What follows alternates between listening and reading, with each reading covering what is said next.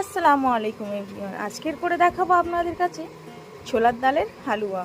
তো ছোলার ডালের হালুয়া করার জন্য প্রথমে ছোলার ডালটাকে ভালোভাবে 4-5 ঘন্টা আগে ভিজিয়ে রাখা হয়েছিল। তারপর খুব ভালোভাবে ভেজানো হয়ে গেলে কুকারে একটি সিটি মেরে জাস্ট সিদ্ধ করে নিয়েছিলাম। একটি সিটি, কিন্তু তার থেকে বেশি না।